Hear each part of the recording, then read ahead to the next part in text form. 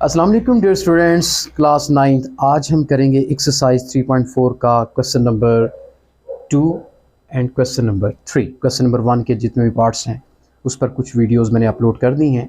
आज का जो टॉपिक है वो क्वेश्चन नंबर 2 और क्वेश्चन नंबर 3 है। डियर स्टूडेंट्स, ये कुछ न्यूमेरिकल टाइप क्वेश्चंस हैं, अप्लाइड किस्म के क्वेश्चन हैं। A gas is expanding according to the law. ये वो लॉ है जिस लॉ के तहत गैस की एक्सपेंडिंग होती है। ये वो फार्मूला है। इसमें C कांस्टेंट है, ये हमने फाइंड करना है। P की वैल्यू मतलब प्रेशर हमें दिया हुआ है 80, V की वैल्यू 3.4 दी हुई है, वॉल्यूम दिया हुआ है, और N की वैल्यू 5/4 है। यहाँ पर जो N है वो नंबर ऑफ मोल्स हैं इन अ गैस, V वॉल्यूम है, P प्रेशर है और C क्या है, कांस्टेंट है। तो हमने C की वैल्यू फाइंड करनी। तो इसका सॉल्यूशन देखें, आपने यही फार्मूला लिखना है, PV की power N equal to C। यहाँ P की वैल्यू कितनी दी हुई है हमारे पास 80, हम यहाँ पर 80 रखेंगे। उसके बाद V वॉल्यूम वो कितना दिया हुआ है 3.1, और ऊपर एक्सपोनेंट जो N है वो कितना दिया हुआ है 5/4 इज इक्वल टू C जो है वो हमने फाइंड करना है। तो जो जो वैल्यूज़ आपको गिवन हैं वो वैल्यूज़ आपने इस फार्मूले के अंदर पुट कर देनी है। P की जगह पे उसकी वैल्यू है, V की जगह पे उसकी वैल्यू है, N की जगह पे उसकी वैल्यू जो दी हुई है वो पुट की है, C जो है वो रह गया क्योंकि उसकी वैल्यू तो हमने फाइंड करनी है। तो चलते हैं, अब देखें यहाँ पर इसकी कैलकुलेशन थोड़ी सी मुश्किल है। जैसे 3.1 का 5/4 एक्सपोनेंट लेना ये थोड़ा सा मुश्किल होता है, और फिर 80 से मल्टीप्लाई करना। तो लॉगरिथम जो है वो हमारी हेल्प करता है किसी भी मुश्किल कैलकुलेशन को इजी करने के लिए। हम जो है लॉगरिथम के दरवाजे पर दस्तक देते हैं, और लॉगरिथम क्या करता है वो अपनी टेक्निक्स यूज़ करके हमारी इस कैलकुलेशन को करता है आसान। तो हम यहाँ पर स्टेप लिखेंगे, taking log on both sides. चलते हैं जी, लॉग अभी तो हमने अप्लाई नहीं किया, सिर्फ लिखा है लॉग 80 इंटू 3.1 की power 5/4 is equal to C का भी लॉग लेना है। मतलब C का भी लॉग और ये जो जितनी भी क्वांटिटी है इसका भी लॉग ले लेना है।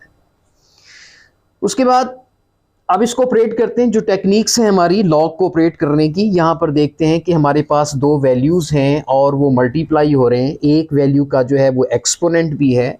तो कैसे इसको ओपन करेंगे, लॉग 80 प्लस क्यों आया, चूँकि ये दोनों मल्टीप्लाई हो रहे हैं, और यहाँ पर आएगा लॉग 3.1, लेकिन चूँकि 3.1 का एक्सपोनेंट 5/4 है तो एक्सपोनेंट फार्मूला लग जाएगा, 5/4 जो है वो लॉग से पहले आ जाएगा। तो इसके बाद हमारे पास लॉग C जो है वो एज इट इज़ लिखा जाएगा। तो अब हमारे पास चूँकि लॉग लेने का जो मेथड है वो हम कैलकुलेटर यूज़ करते हैं। तो कैलकुलेटर की मदद से हम इसका लॉग लेंगे। आप इसका जो पॉइंट है चूँकि वो 80 के बाद यहाँ पर आएगा, आपका जो मार्क है वो 8 के बाद लगेगा। पॉइंट और मार्क के बीच जो है वो 1 डिजिट है, कैरेक्टरिस्टिक आपका 1 आ गया। अब आपने लॉग 80 लेना है, लॉग 80, तो ये आ जाता है 1.9030।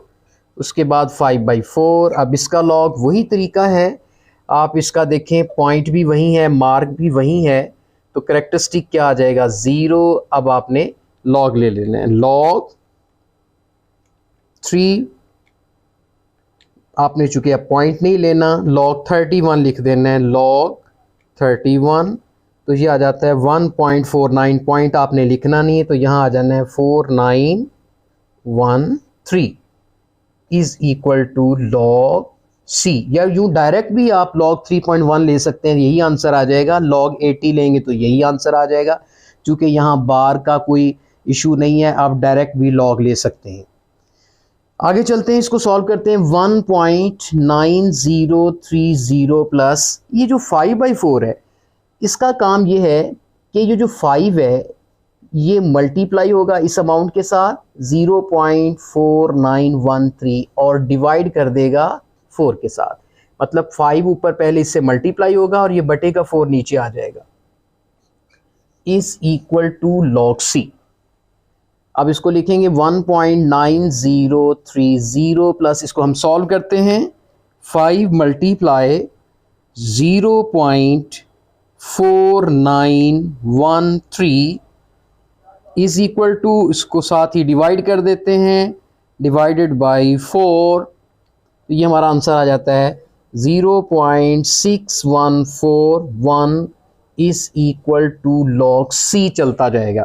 अब इन दोनों को हम प्लस कर देंगे, प्लस 1.9030, तो हमारे पास ये आ जाएगा, इन दोनों को प्लस करके कितना आता है 2.5171 is equal to log c.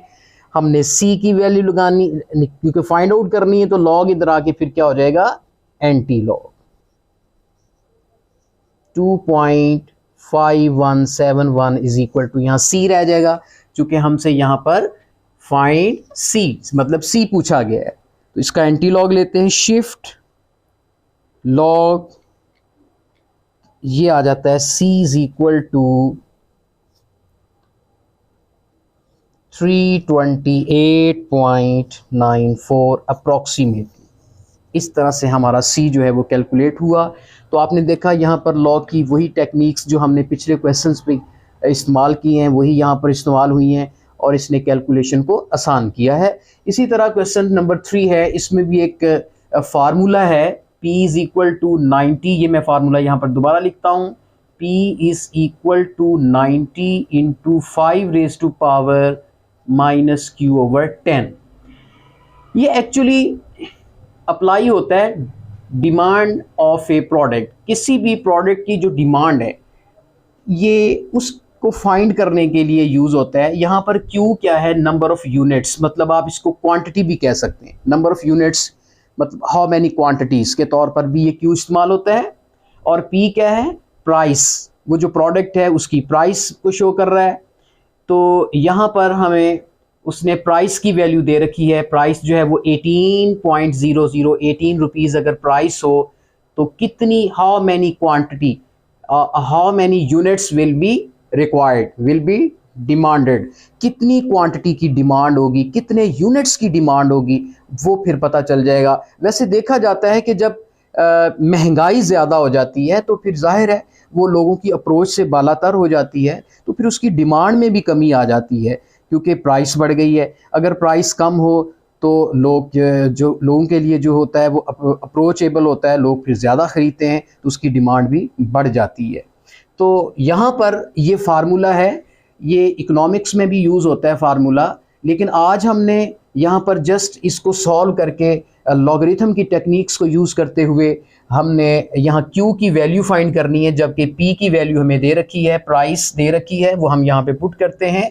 Price कितनी है जी, 18.00 या 18 भी लिख सकते हैं, 18 रुपीज़ हैं, इज इक्वल टू 95⁻⁻Q/10। चूँकि हमने Q की वैल्यू फाइंड करनी है, अगर हम लॉग टेक्निक्स यहाँ पर यूज़ नहीं करते तो एक्सपोनेंट में ये जो पड़ा Q है इसको फाइंड आउट करना ज़रा मुश्किल है, लेकिन अगर लॉग की टेक्निक्स यूज़ करेंगे तो यही एक्सपोनेंट लॉग से पहले आ जाता है और हमारी कैलकुलेशन भी आसान हो जाती है। तो चलते हैं, यहाँ पर हम लॉग अप्लाई करते हैं, taking log on both sides.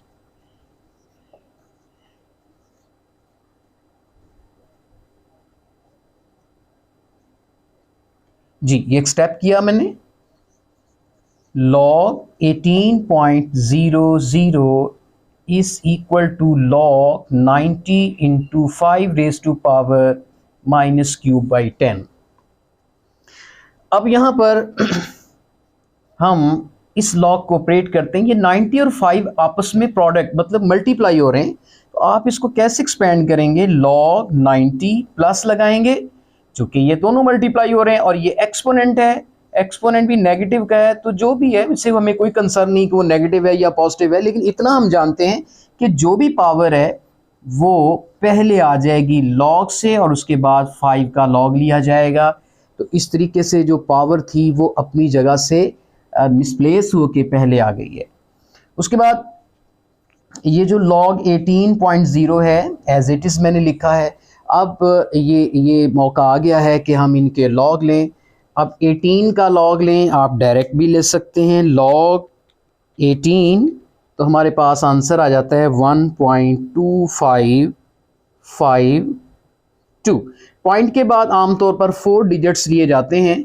उसके बाद log 90 आप डायरेक्टली इसका log 90 ले सकते हैं कैलकुलेटर से।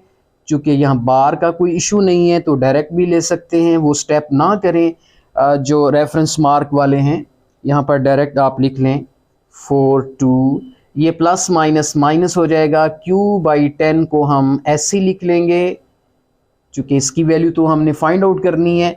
आगे log 5 है, आप log 5 ले लें कैलकुलेटर से, तो ये आ जाएगा 0.6989। इस तरह से आपने देखा कि कैलकुलेशन हमारी आसान हो रही है। आगे चलते हैं। 1.2552 इज इक्वल टू 1.9542 माइनस, यहाँ पर आप देखते हैं ये जो 10 है इसका कुछ करेंगे, माइनस क्यू को हम उसकी जगह पे रखेंगे। हाँ अलबत्ता ये जो 10 है इसको हम इसके नीचे डिवाइड कर देते हैं। क्यू से के नीचे वाला जो 10 था वो अपनी जगह से हट के जो अगली अमाउंट ब्रैकेट में है उसके नीचे डिवाइड होने को चला गया। अब क्यू को इसने अकेला छोड़ा हुआ है। आगे चलते हैं। 1.2552 इज इक्वल टू 1.9542 माइनस, और ये क्यू है और इसको अब 10 पे हम डिवाइड करेंगे। 0.6989 डिवाइडेड बाई 10, तो ये आ जाता है 0.0698। आगे चलते हैं। 1.2552 इज इक्वल टू 1.9542। अच्छा तो ये देखें, ये अब Q से जब इसको मल्टीप्लाई करेंगे तो जाहिर है Q तो क्वांटिटी कोई नहीं है, Q तो एक अननोन वेरिएबल है जिसकी हमने वैल्यू फाइंड करनी है, ये एज इट इज़ रहेगा। हाँ अलबत्ता हम यहाँ पर एक स्टेप जो है उसको इस तरह से भी कर सकते हैं कि हम इस पूरी क्वांटिटी को, ये जो फुल क्वांटिटी है चूँकि ये नेगेटिव की है, मैं इसको अगर यहाँ ले आऊँ इक्वल के इस तरफ ट्रांसफ़र कर लूँ तो ये क्वांटिटी फिर नेगेटिव की बजाय पॉजिटिव हो जाएगी। ये आप देख रहे हैं इज इक्वल। अब ये वाली क्वांटिटी भी इसकी जगह पे ले आए, ये आपस में दोनों इंटरचेंज हुई हैं। इसका साइन नेगेटिव का था, इधर आके पॉजिटिव हुआ। ये चूंकि पॉजिटिव की है ये उधर जाके नेगेटिव हो जाएगी, जबकि ये क्वांटिटी जो है ये अपनी जगह पे बरकरार है, ये वैसी आ जाएगी। 1.9542 इसमें से माइनस करेंगे इस क्वांटिटी को 1.2552। तो इस तरीके से यहाँ पर देखते हैं कि आप इसमें से इसको माइनस कर दें। 1.9542 माइनस 1.2552, तो ये आ जाता है 0.699, और यहाँ हमारे पास है Q इंटू 0.0698। अब हम ये Q की वैल्यू फाइंड करना चाहते हैं, तो ये Q के साथ जो मल्टीप्लाई हो रहा है इस साइड पे आके डिवाइड हो जाएगा। 0.699 डिवाइडेड बाई 0.0698, तो हम इसको डिवाइड कर देते हैं।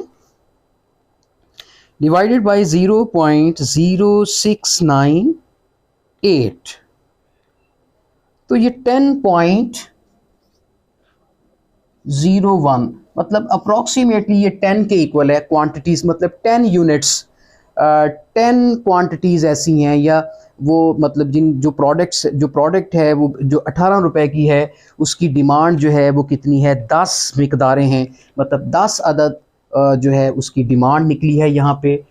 तो इस प्राइस पे 18 रुपए की प्राइस पे उसकी क्वांटिटी जो है वो 10 है। तो यकीनन अगर हम 18 रुपए से पैसे और बढ़ा देंगे तो हो सकता है कि ये जो क्वांटिटी है ये कम हो जाए।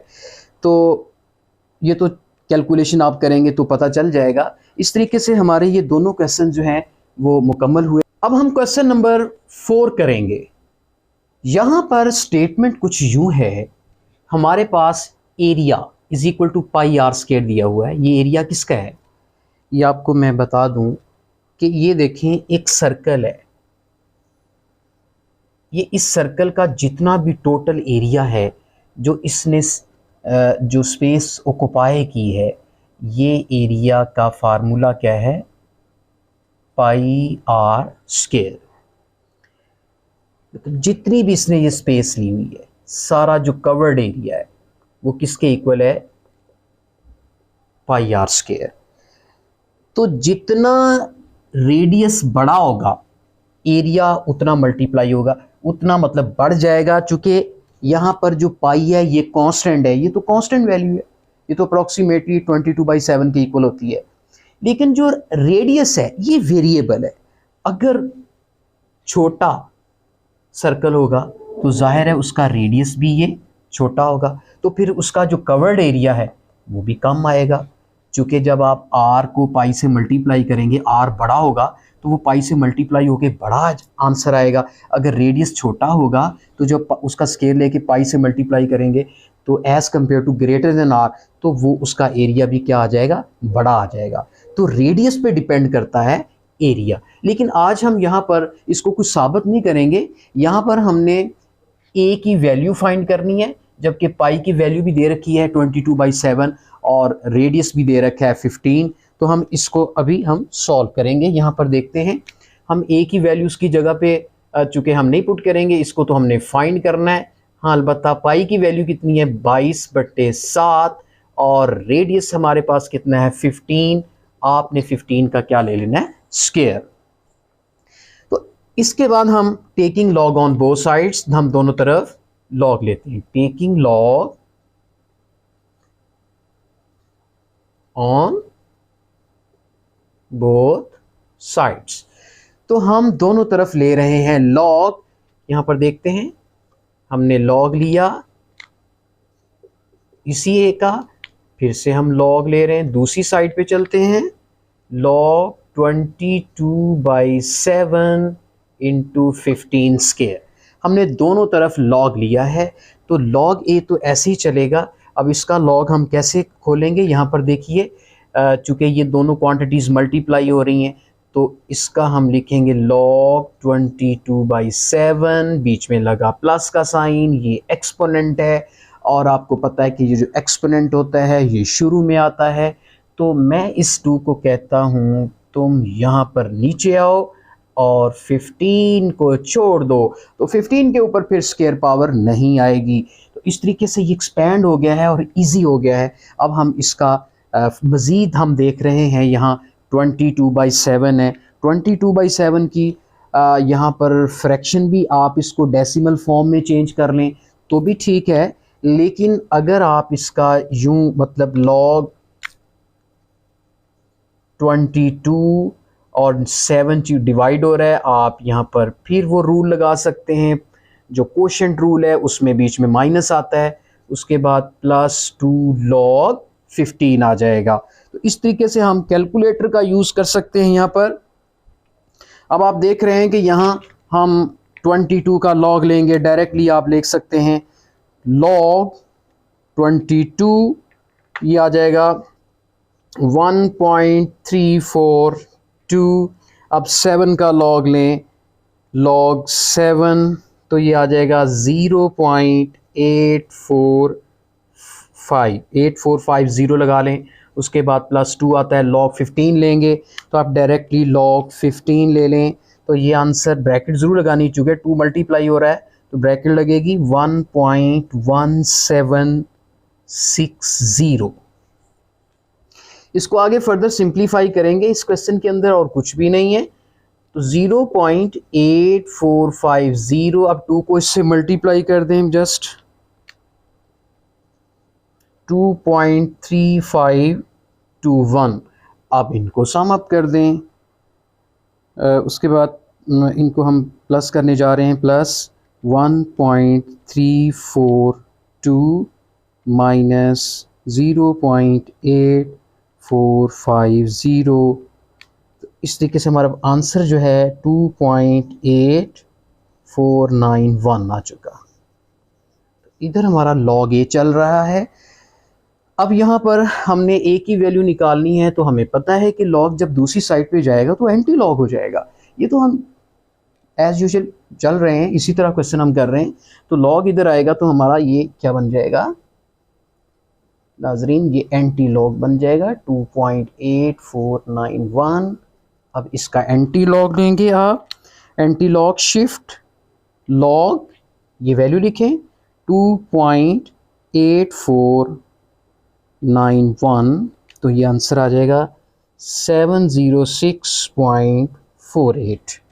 तो इस तरीके से ये हमारा एरिया आ जाता है किसी भी स्क्वायर का जिसका रेडियस 15 है और पाई की वैल्यू 22/7 है। इसी तरह हम नेक्स्ट क्वेश्चन की तरफ चलते हैं, क्वेश्चन नंबर 5 की तरफ। यहाँ पर वॉल्यूम सिलेंडर का दिया हुआ है। आपको पता ही है कि जो सिलेंडर है उसको मैं थोड़ा सा ड्रा करके ज़रा समझा देता हूँ आपको कि ये आपका एक सिलेंडर है, ये उसकी हाइट है, ये इसका रेडियस है। तो इसका जो फार्मूला है वो यही है, वॉल्यूम इसके अंदर मतलब जो है कितना पानी आ सकता है, तो उसके लिए हमें वॉल्यूम फाइंड करना पड़ता है। तो अब हमने वॉल्यूम यहाँ पे फाइंड करना है और उसकी कुछ जो वैल्यूज़ हैं जो वो दे रखी हैं, v इज़ इक्वल टू 1/3। अब पाई की जगह पे उसकी वैल्यू लगाएंगे, कितनी है 22/7। उसके बाद r की वैल्यू कितनी है 2.5, ऊपर आएगा स्क्वायर, और फिर h कितना दे रखा है 4.2। तो यहाँ पर इसको हम देखें, ऐसे ज़रा मुश्किल है कैलकुलेशन, तो लॉग क्या करेगा, इनकी तोड़ फोड़ कर देगा, इनको आसान कर देगा। जहाँ मल्टीप्लिकेशन के साइन है वहाँ एडिशन ले आएगा, क्योंकि एडिशन जो है वो इजी वे है टू कैलकुलेशन। तो यहाँ पर हम टेकिंग लॉग ऑन, वैसे तो आप इसको मल्टीप्लाई करके फिर भी आंसर आ जाएगा, लेकिन वो मुश्किल है। लॉगरिथम का हम एक्चुअली यूज़ पढ़ रहे हैं कि लॉगरिथम किस तरह से यूज़ करके हम कैलकुलेशन को आसान कर लेते हैं। तो यहाँ पर लॉग ले रहे हैं दोनों तरफ, taking log on both sides. जी चलते हैं, log v is equal to, यहाँ पर देखिए 1/3 है। आप इस तरह कर लें, 22 को 1 से मल्टीप्लाई किया 22, 7 3s are 21 कर लें, ये एक स्टेप बचा रहा हूँ, आप यहाँ 21 लिख लें और 1/3 को रेस कर दें। यहाँ पर देखते हैं log 22/21, उसके बाद प्लस, क्योंकि ये मल्टीप्लाई हो रहे हैं, 2 एक्सपोनेंट है वो शुरू में आ गया, 2 log 2.5, उसके बाद फिर प्लस लिखेंगे क्योंकि 4.2 ये मल्टीप्लाई हो रहे हैं एक्चुअली, तो यहाँ पर log 4.2। तो जितनी ये क्वांटिटीज होंगे लॉग सबके साथ अलग अलग लिखा जाएगा। कुछ बच्चे एक दफ़ा लॉग लिख लेते हैं, बाकी फिर लॉग नहीं लिखते, उससे क्वेश्चन गलत हो जाता है। लॉग आपने सबके साथ लिखना है। तो यहाँ पर चलते हैं, यहाँ पर आप देखते हैं फिर से एक क्वोशंट रूल यहाँ पे नज़र आ रहा है, तो आप क्वोशंट रूल के मुताबिक आप इसको फिर ओपन कर लें, log 22 माइनस log 21 करें, उसके बाद फिर प्लस 2 log 2.5 और फिर प्लस log ये वाला 4.2 मैं नीचे लिख रहा हूँ। यहाँ पर चलते हैं, अब इसकी कैलकुलेशन की तरफ चलते हैं। आप log 22 लें, log का डायरेक्ट आप log 22 लिखें, आपका आंसर आ जाएगा 1.3424 माइनस फिर log 21 लें आप, log 21 और ये हमारा आंसर आता है 1.3222। उसके बाद प्लस फिर आता है 2, फिर आता है log 2.5, तो लिखें log 2.5 ये आ जाता है 0.3979, उसके बाद प्लस log 4.2 का लेंगे हम, log 4.2, तो ये आता है 0.6232। अब आगे चलते हैं जी, 1.3424 माइनस 1.3222 प्लस इसको 2 से मल्टीप्लाई कर दें, 0.3979 मल्टीप्लाई 2 किया तो ये आ जाता है 0.7958, आगे प्लस 0.6232। तो इनको करते हैं सम अप, जो माइनस हो रही है वो माइनस कर दें, बाकियों को प्लस कर दें। 1.3424 माइनस, आगे ये लिखें 1.3222, फिर लिखें प्लस 0.7958 प्लस फिर ये अमाउंट लिखें 0.6232, तो ये हमारे पास 1.4392 आ चुका है log v। तो हमारा ये जो वॉल्यूम है ये कैसे फाइंड होगा, चूँकि वॉल्यूम के साथ log लगा हुआ है, इस log को हम हटाएंगे। इसको हटाने का क्या प्रोसीजर है कि इस log को हम दूसरी साइड पे भेजेंगे, तो ये क्या हो जाएगा, एंटी log ऑफ 1.4392, तो फिर वॉल्यूम हमारा निकल आएगा। अब शिफ्ट log आंसर, तो ये आ गया 27.49 अप्रॉक्सीमेटली। इस तरीके से ये वॉल्यूम भी हम फाइंड आउट कर चुके हैं। तो मुझे उम्मीद है कि ये क्वेश्चन नंबर 2, 3 और 4, 5 ये 4 क्वेश्चंस हैं, ये आपको समझ में आ चुके होंगे। नेक्स्ट लेक्चर तक इजाज़त चाहता हूँ। अल्लाह हाफिज़।